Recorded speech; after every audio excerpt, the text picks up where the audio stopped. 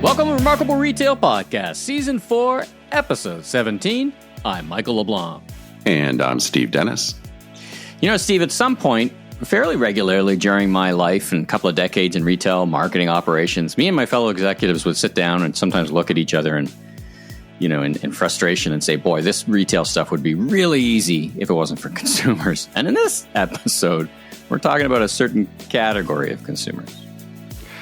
Yeah, those pesky consumers, they are very, very annoying sometimes. Well, the thing we're going to talk about today is what I have been calling for a few years the promiscuous shopper, and how trying to seduce them can cause some problems. As listeners probably have figured out, this is a solo episode, so we'll get back to great guests for the rest of our season. By the way, our season will wrap up in mid-June. We're going to take a little bit of break, and then we've been renewed for Season 5. Woohoo! So let's have a woohoo. The big offices have renewed us for Season 5, which will kick off in early July. We'll take a couple of weeks off, as we always do. So something to look forward to. All right, let's get to the news of the week. So, you know, pretty startling drop in the Dow Jones, in the stocks, and some pretty startling news coming out from the e-commerce side. Talk about your thoughts on what you've seen and observed this week. Well, we're continuing to see a pretty big slowdown in e-commerce. You know, we've touched on this already, in that episode we did about the kind of the myth of the great e-commerce acceleration, but we're getting even more and more information. Bunch of earnings reports this past week. Shopify's revenues they still had pretty good growth compared to most companies, but really their slowest quarterly growth since they went public in 2015.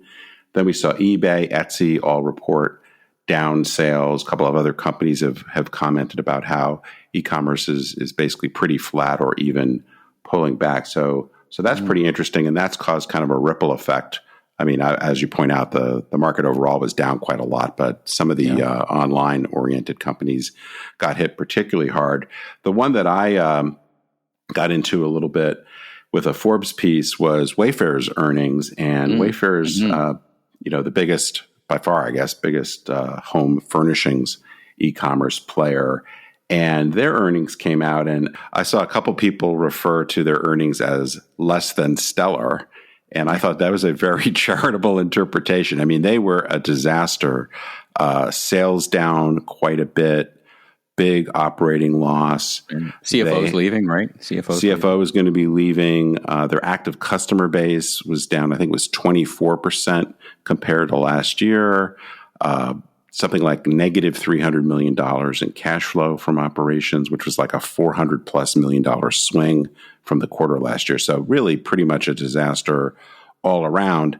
I've been following Wayfair and have been pretty skeptical of their business model for a number of years, though I will say that if you had listened to my advice 3 years ago when I was really calling out their business model, you would not have done well, because right after I said that, or not like, right after I said that, but within the next few months, the stock actually went up quite a bit. And, but in the last year, it is now down like 80%. So I think there's some real questions about the viability of this model. Certainly they're getting hurt by, kind of a pullback in spending on the homes. We don't have the kind of COVID boom going on. They've got supply chain issues, inflation issues, experiences, right? People are getting on airplanes. And there's some underlying, like in some ways. Yeah, I mean, there's some underlying trends, and I think, certainly some headwinds that a number of players are starting to feel. But the thing with them is really the underlying economics. Their gross margin, to me, has been unusually low for an extended period of time. They've been spending a ton on marketing. Their SG&A costs are very high.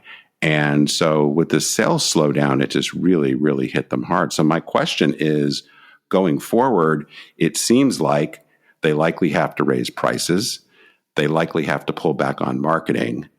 There's some things they probably need to do with their cost structure. But if they can't get the top line going, which could be hard if they raise prices and reduce advertising, how does this all sort out? So I think it's a huge brand to watch.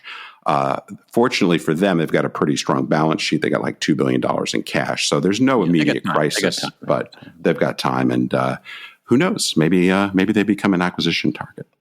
Well, you weren't alone, and I've always thought that they'd wind up in somebody's camp, like a Walmart or somebody. But your opinions kind of echo, or in a different way, one of our prior guests, right? Daniel McCarthy's been talking about Wayfair. He's been a Wayfair skeptic just on their cost of customer acquisition for a long time. So you're not alone. We should say a couple of quick things about Shopify. So first of all, they're Canadian.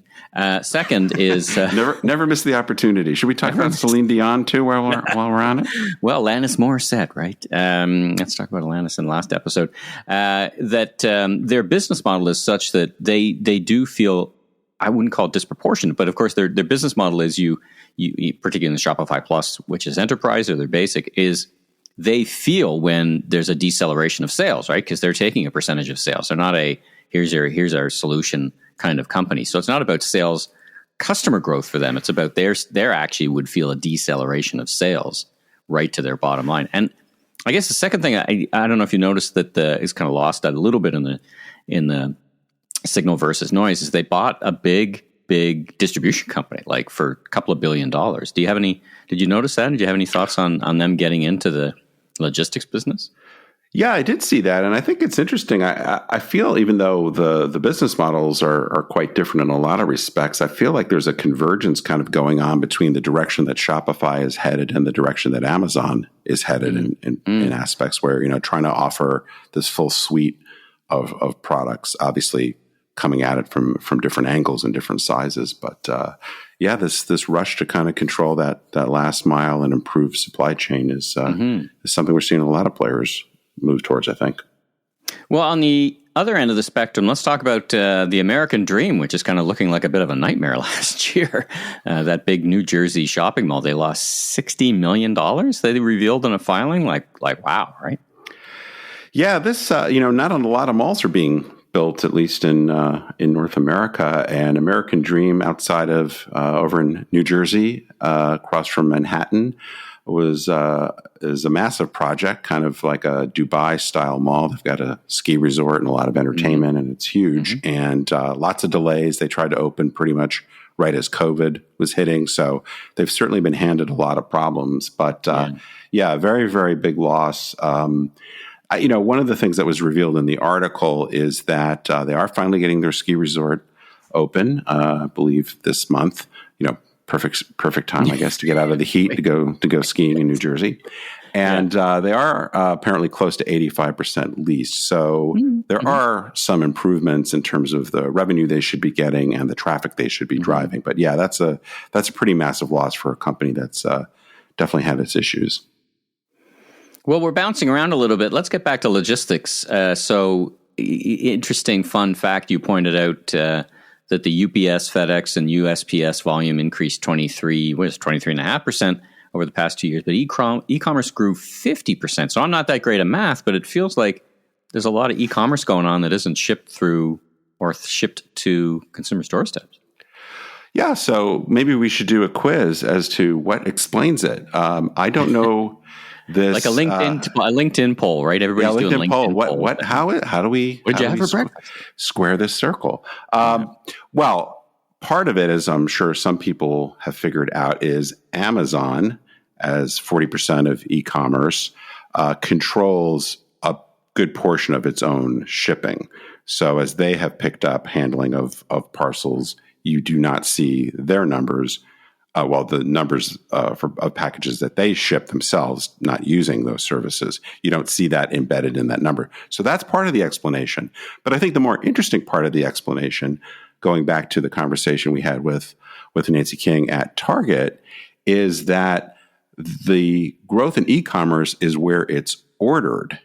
It's not necessarily how it's fulfilled. So again, we've been talking about this idea that it used to be, for the most part, that if you ordered online, it was shipped to your home or office through the mail. But that is not so much the case now because of local home delivery from store stock or from customers going to pick it up. So we're really seeing this kind of divergence in some cases between how something is ordered and how something is fulfilled. All right, so that's a wrap on our e-news. Let's get to the body, so to speak, of this episode with this promiscuous consumers idea. So you and I have been attached or been around loyalty for a long time. We've been watching pricing strategy. So I'm really kind of keen to get your thoughts on this. And what is it that sparked, this is not a new issue. What is it that sparked this in your mind that we should talk about this today? What are some of the things that are going on that are top of mind for you that you wanted to start off with? Well, I wanted to talk about this idea of the promiscuous shopper for a while, partially because there's this bigger issue, which I think we'll get into a little bit more, trying to understand how some of these struggling brands are going to actually drive the top line and do it profitably. The particular thing that prompted the timing was this news that Kohl's, which has been pushing its rewards program, was going to up its rate, basically its cash rebate, from 5% to 7.5% after testing it for a bit. And it started to make me wonder, well, if you're going to now layer on top of all the other promotional stuff you do, essentially a higher cash back reward, what does this really mean for their profitability? What does this really mean for their customer mix? So that's kind of what I wanted to dive into today and talk about how to think about it. What are some of the challenges to overcome, and maybe what some companies can do to improve their overall customer economics? Well, there's certainly a lot of moving parts, right? You got loyalty programs, which ironically don't really create loyalty in my experience. They do a bunch of other things, have done well. You've got credit card programs. You've got buy now, pay later programs. Like there's a lot of levers to pull in trying to create this mix of customer loyalty or visits or whatever whatever you think about that. Now, what's your experience in loyalty programs? Canada, as it happens, is a loyalty crazy country. There's actually more loyalty cards out there than there are Canadians. Like the average Canadian has like 4 or 5 loyalty program cards in their wallet. What's your experience of loyalty, and how have you used it in your career? And what's your advice to your clients around the best ways to use, let's call them classic loyalty programs, or buy something, get some points, or get a discount? How do you sit on that? Well, I've had quite a lot of experience going way back to my Sears days, where our efforts were largely, it's not exactly a loyalty program initially, but we had a very substantial percentage of our sales done on the Sears card. And that really gave us a lot of data. And that gave us some positive economics, because when you put something on your Sears card, not to get too in the weeds on this, but you didn't have to pay the interchange fee to Visa, MasterCard, American Express. So for us, it was both a customer data leverage play as well as saving some money. We also used it because we could grant credit to people that weren't so creditworthy. Closed loop system, right? Yeah, closed loop system. Really keep it tight. Yeah, get people in. In 2004, when I was at Neiman Marcus, or I guess a little bit later than that, we were working on redoing our loyalty program. And that program was originally also just on a private label credit card business. We had a much more elaborate program where not only were there essentially cashback sort of rewards, but there were various benefits that you could get through the loyalty program. But for us, it was absolutely also a big data leverage play. So I think there's a lot of things going on. You do have programs that are essentially cashback programs. They really reward frequency. And to your point, they don't necessarily, in fact, in many cases, they don't actually create loyalty. They're just a thinly veiled discount, as well as a way to leverage customer data. So I think there's a lot of different ways to think about these sort of programs.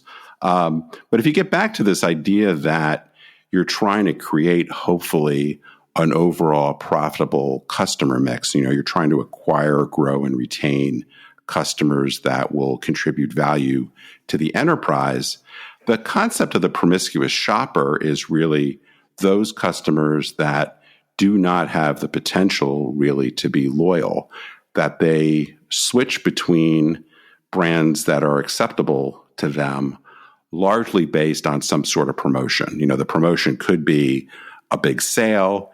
It could be, for example, perhaps in the case of Kohl's reward program or other rewards programs, because they like the cash back that you give them, or, any number of other kind of promotional leverage. And the thing to be careful of is, I'm sure every retailer has some customers that are lower margin than the average. That's just the way averages work, right? But they're still contributing value. But what you have to be careful about is you don't have too many of these customers that have poor or even negative customer lifetime value. In Canada, it's an interesting situation because the print flyer and high-low pricing is used by a couple of very successful retailers. So there's two sides of the story. I call it Canadian Tire does, they put 10 million flyers on the street. And when you look at the flyer, the first couple of pages are all high-low pricing. The rest is kind of regular pricing. And it's been very successful for them. For others, I feel like they've created a habit, so to speak, if we can use that genre of language, and that without feeding that habit, the customers just disappear. And then the customers just hold off. They say, well, I'm not going to buy it because at some point it's going to go on sale. And I guess that's the risk, right? That you're the architect of your own misery, so to speak, because customers won't come to your door unless they see a deal. And perhaps that's part of what, JCPenney has been struggling with and may have to deal with, is folks walk through that door when there is a deal and otherwise didn't, right? Yeah, well, a good chunk of retail operates on more or less some version of a high-low pricing model. So this is not new. This has been around for a long time. So yeah, whether you're talking about Macy's, Kohl's, Sears, et cetera, there's lots of these retailers that fundamentally mark it up to mark it down. Half the store is on sale at any given time. And 24 weeks of the year, right? Yeah. I don't know. So how does the pricing strategy or the pricing laws, again, we don't want to get in the weeds, but in Canada, it's a mix of time and volume. So you can't have an item on for longer than 24 weeks, or that becomes officially the regular price. Is there similar kind of constraints and guidelines in the United States? Yeah, there's some federal stuff and there's some state stuff. I think as a practical matter, the way it works out if you're a national retailer, to kind of accommodate all the different state regulations is, for the most part, you can't be on sale more than about 50% of the time. But there's some other tests that states use.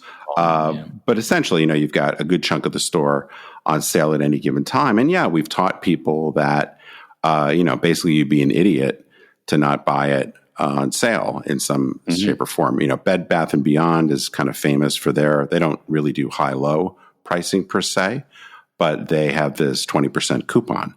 So, you don't buy anything unless you've got the coupon.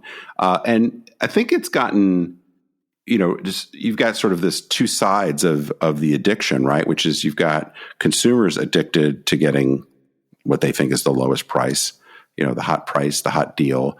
And you've got retailers that have set themselves up in this model for years and years and years, and kind of have the sense that if we don't promote it, we're unlikely to sell it.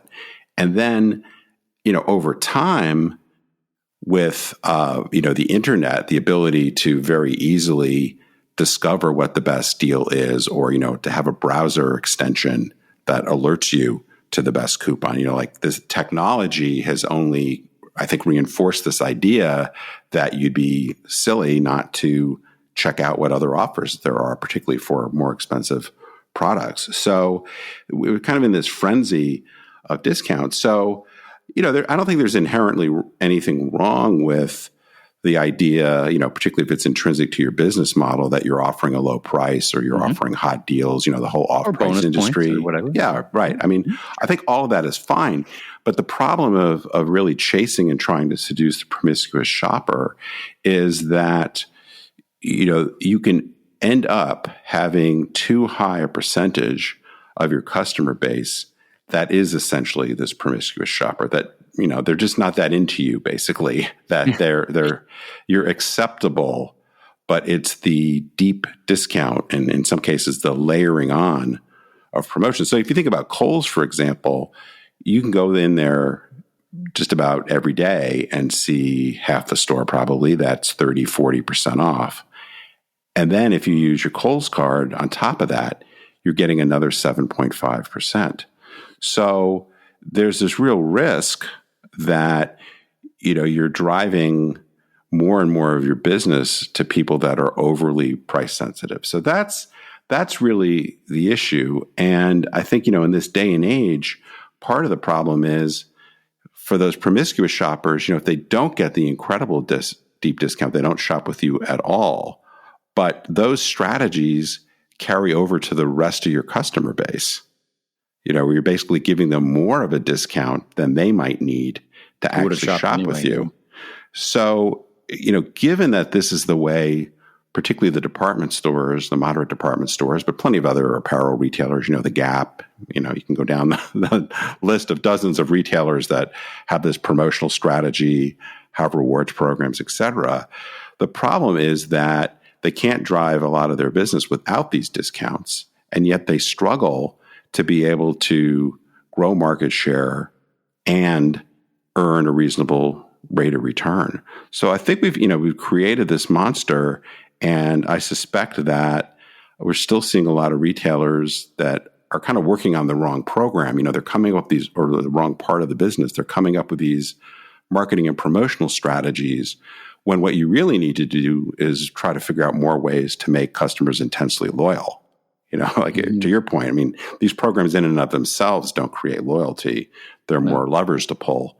But if the customer is just not that into you, or not enough of them are not that into you, that's the problem. And, you really can kind of create this race to the bottom.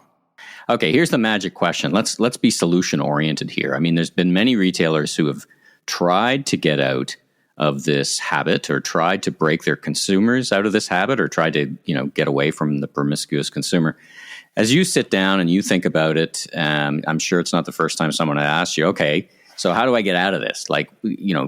Do I go cold turkey, which seems to be not so great because then suddenly sales collapse? How do you actually get out of this corner where you're driving sales from promotions or loyalty bumps and then start migrating to, I don't know if it's an everyday low price, but start migrating to a place where people come to you because they love you or they want your products? How do you start easing off that, easing off those strategies? Well, I'm not aware of many, if any, real great examples of retailers that have made a major shift, if they're high-low, have made a major shift to a different pricing strategy over time. We've got examples of disasters. We had some limited disaster, I guess, when I was at Sears when we tried to do this in one of our divisions. There's very much the famous JCPenney example when Ron Johnson was there. So I think if you're going to try to really change your overall pricing and promotion strategy, you need to test it. You need to assume it's going to be a multi-year process. I just can't imagine you're going to fundamentally wean your core customers off a pricing strategy that they've gotten used to. So I think from a strategy standpoint, tread carefully, go slowly. I think the bigger opportunity, though, so not that you take a change in strategy out of the question, but you maybe mitigate it, is you have to really figure out fundamentally through research why you're not acquiring the customers that you think are valuable, why you're not retaining them, why you're not growing them. And most of the time, the answer is not likely to be your pricing strategy. It's likely to be the experience, the merchandise.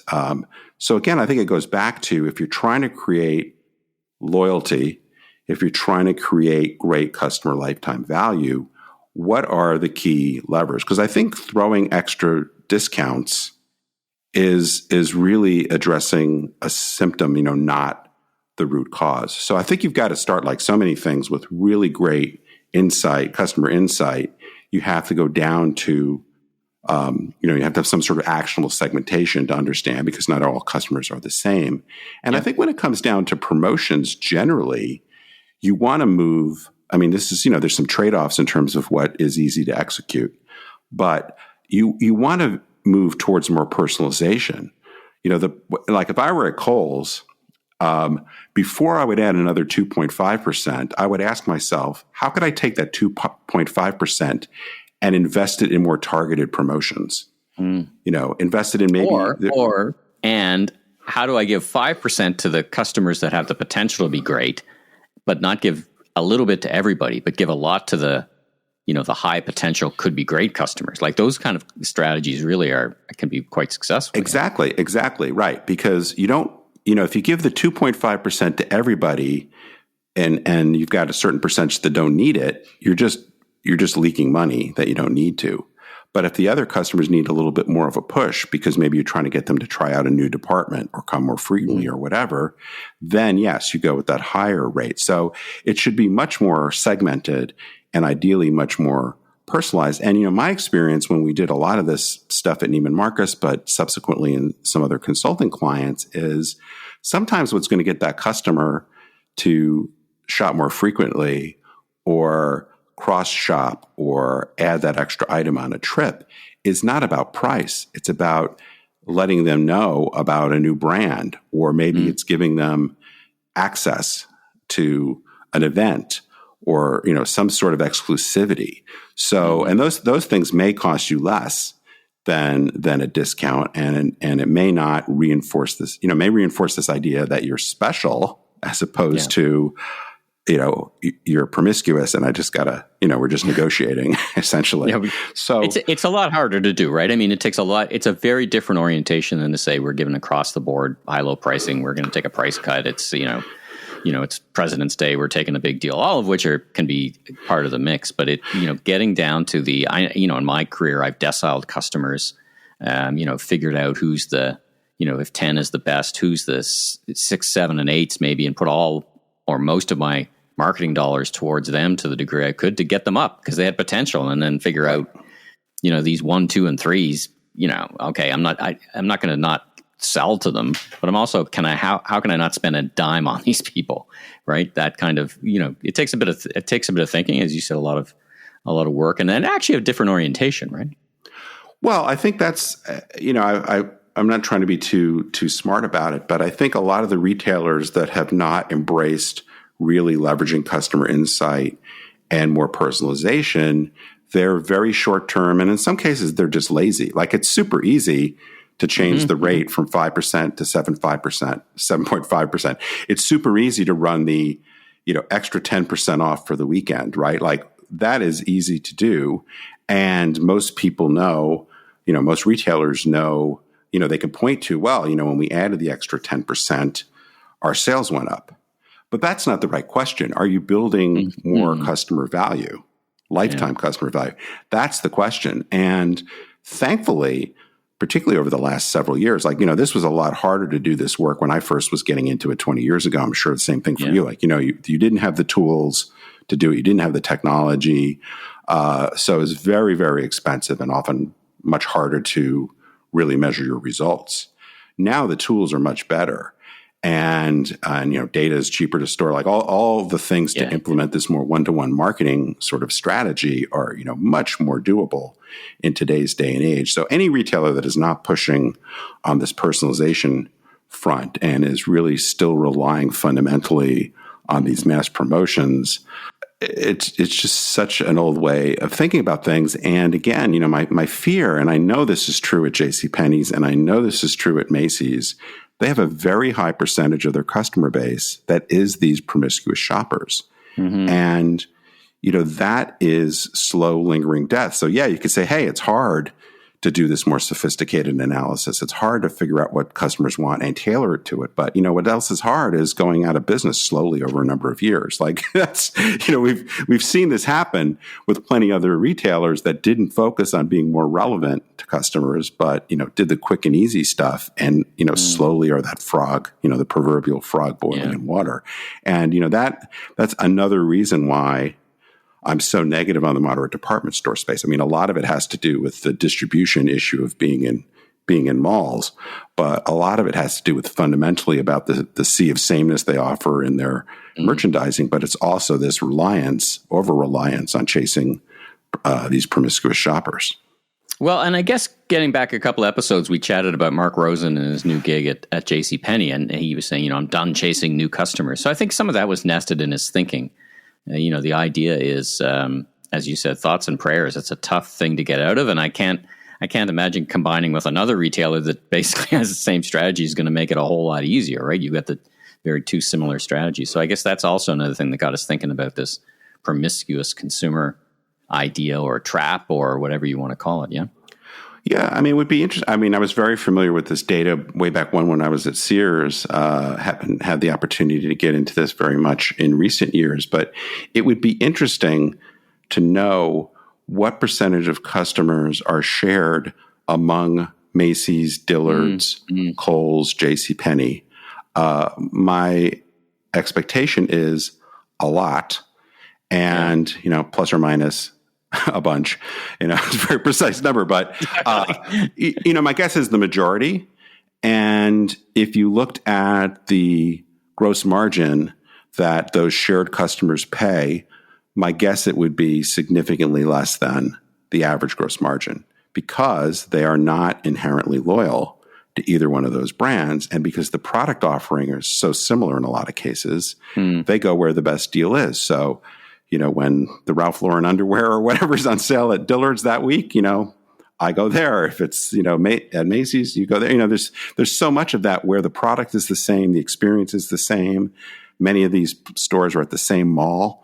So, you're not really changing the location dynamics very much. So it's a real problem. Well.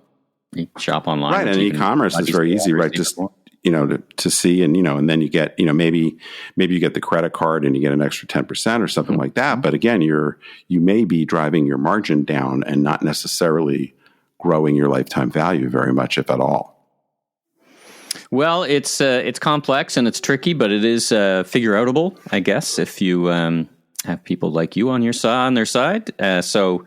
And this episode has been about the issue, and we'll probably get to talking more about it in the rest of the season, and certainly in season 5. It's not a new issue, but it's one that's got to be tackled, because it is, it is leading to, as we think about the retail environment, which is as people shift to buying, right back to the beginning of the episode, right? People are shifting buying to more services and experiences, and we've had a good run at it, and we've got high inflation, so all these things need to come into play now in the post-COVID era.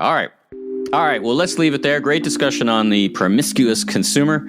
Certainly not an issue that is new, nor is it an issue that will be solved over the next couple of weeks or over the summer. So I'm sure we'll be revisiting and talking about the different ways that retailers are tackling it well into season 5. So let's leave it there.